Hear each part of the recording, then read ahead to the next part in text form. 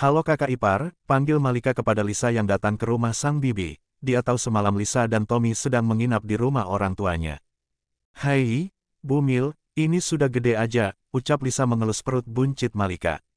Hehehe, iya kak, udah 5 bulan masa mau kecil aja, kekeh Malika. Lisa juga ikut terkekeh, walau berusaha menahan pusing di kepalanya. Kakak ngapa apa? Tanya Malika cemas melihat wajah pucat Lisa itu. Ngapa apa kok, cuma sedikit pusing aja, jujur Lisa. Bro, astaga, kakak pekik Malika, menahan kepala Lisa agar tidak terbentur ke lantai. Mendengar ribut-ribut di ruang tengah membuat orang-orang pada berlarian ke sana. Kakak, bangun kak, ya Allah, panik Malika. Malika, apa-apaan kamu? Kamu apain Lisa? Bentak sang bibi, panik melihat menantunya sudah tergeletak di atas lantai. Bibi, aku nggak apa-apain kakak Lisa kok, dia tiba-tiba pingsan, jawab Malika jujur walau hatinya sangat sakit dibentak sang bibi. Memang tidak ada orang di sana yang melihatnya, dan kebetulan hanya ada Malika saja. Minggir kamu, pekik Tommy ikut membentak sang adik.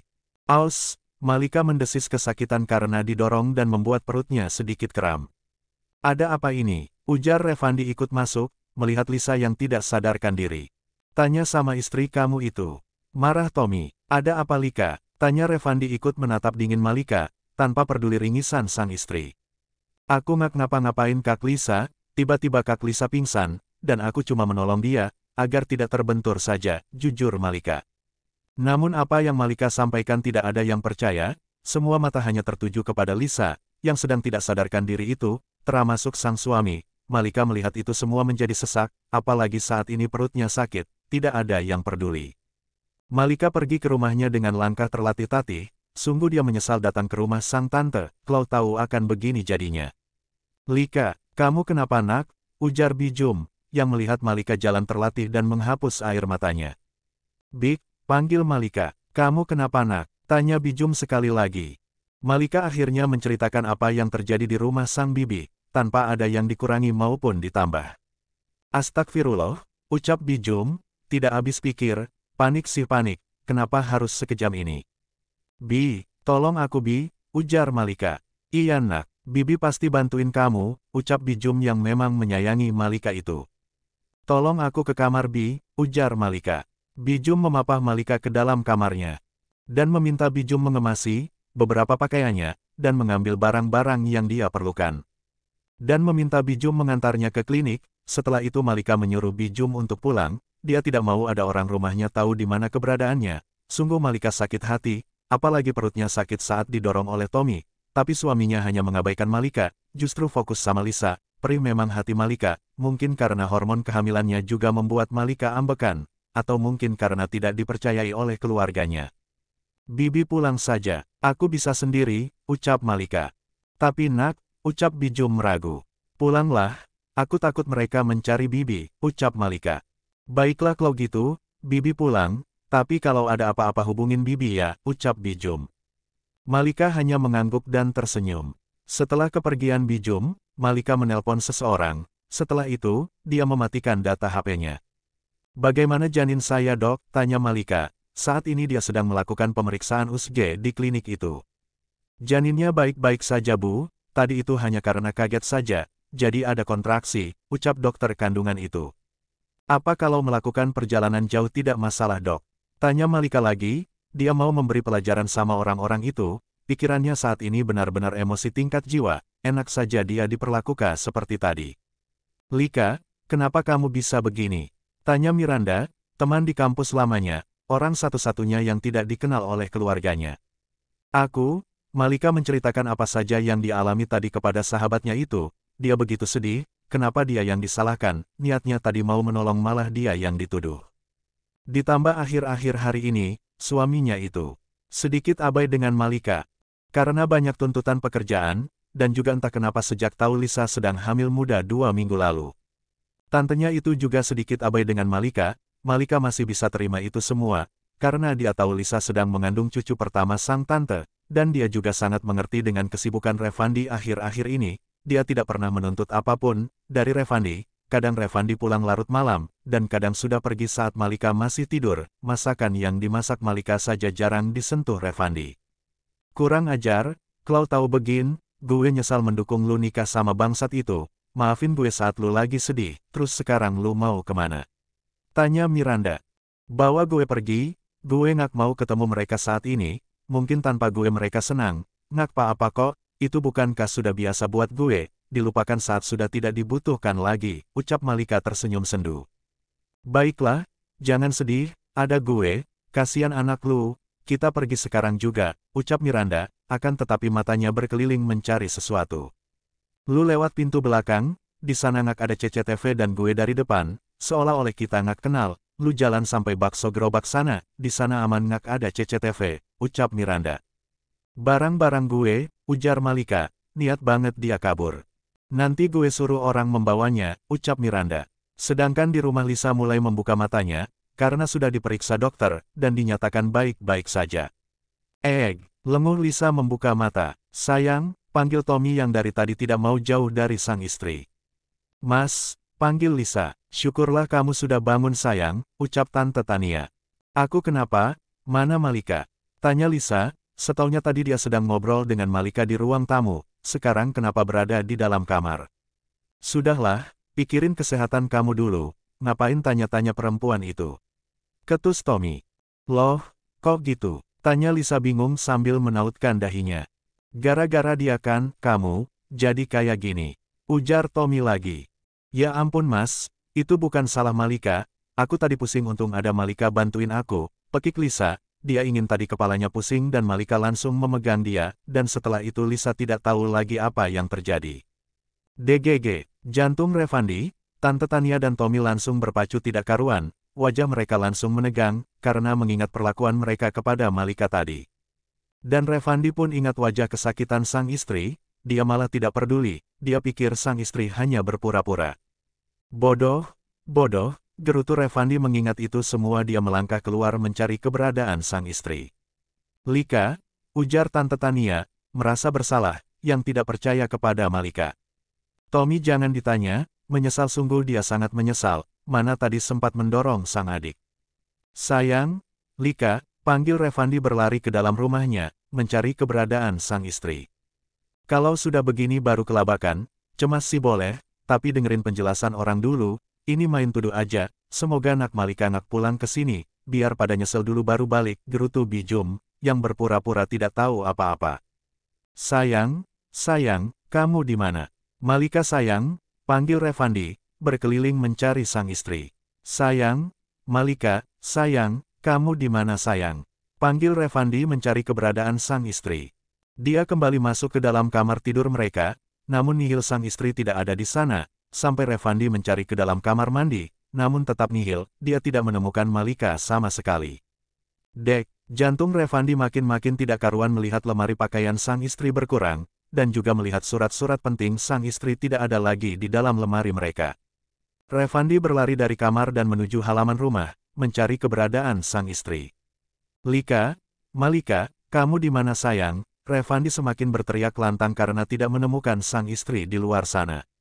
Mendengar suara Revandi semakin kencang memanggil nama Malika, membuat Tommy dan Tante Tania berlari ke rumah Malika itu. Ada apa Van? Kenapa teriak-teriak? Panik Tante Tania. Malika nggak ada, ujar Revandi frustasi. Sungguh dia menyesal telah berlaku tidak adil kepada Malika, bukan maksud hati seperti itu, karena Lisa sudah seperti saudara baginya, namun dia lupa perlakuannya melukai perasaan sang istri. Dek, jantung Tommy dan Tante Tania, ikut tak beraturan mendengar ucapan Revandi itu.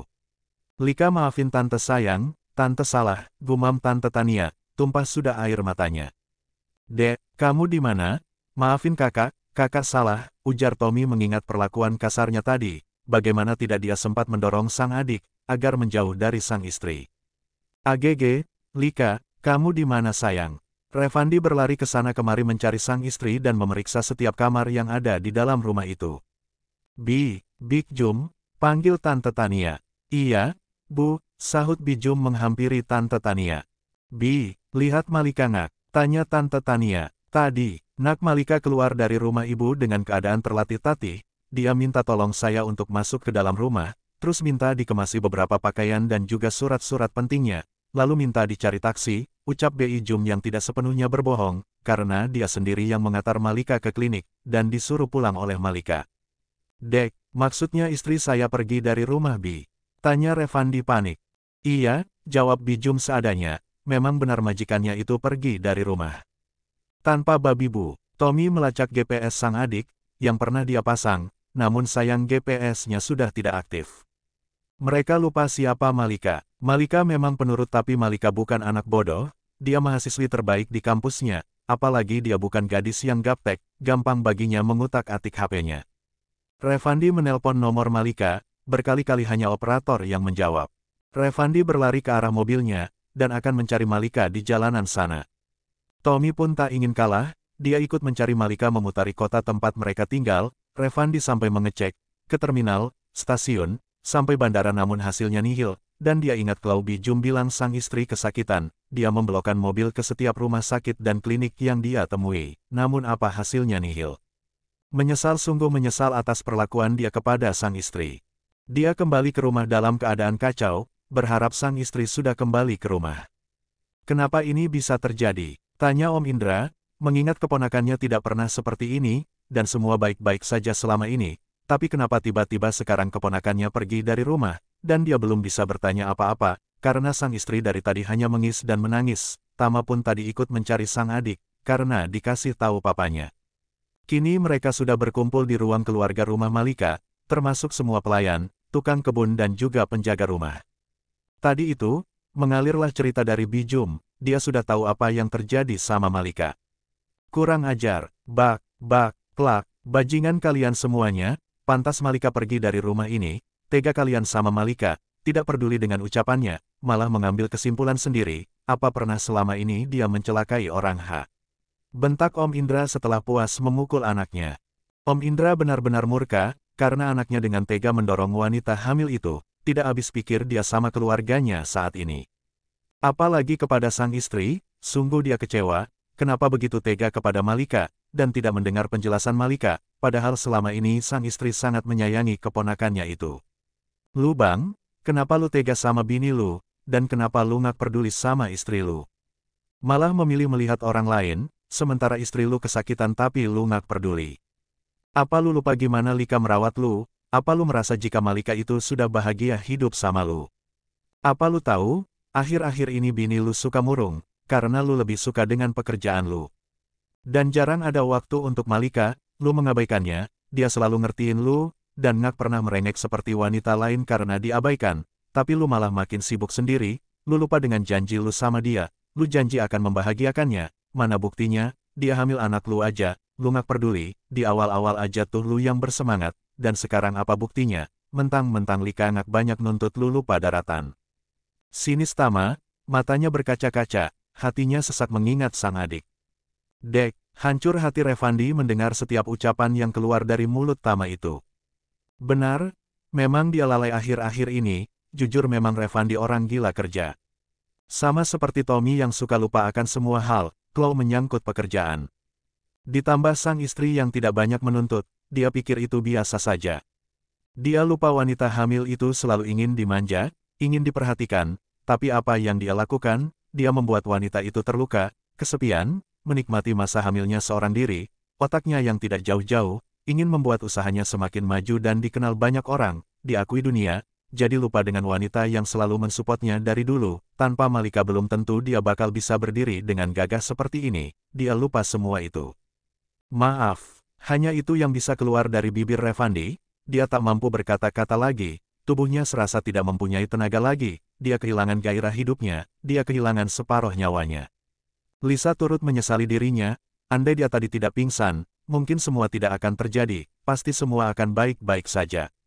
Tommy hanya bisa menunduk, rasa sakit di tubuhnya tidak dia rasakan, dia menerima semua pukulan sang papi, semua memang salahnya, dia akui itu, andai dia tadi bisa berpikir jernih, pasti semua tidak akan terjadi. Tante Tania pun merasa bersalah, dan dengan ucapan sang anak, Tama, dia merasa tertohok, dulu dia sampai sakit-sakitan memikirkan keponakannya itu, begitu perhatian dengan kehamilan sang keponakan, saat tahu menantunya hamil dia lupa kalau keponakannya juga butuh perhatian, malah dengan tidak tahu dirinya, dia membentak Malika tadi, dan tidak mendengar penjelasan keponakannya itu. Om Gunawan tidak tinggal diam, dia mengerahkan seluruh anak buahnya untuk mencari Malika.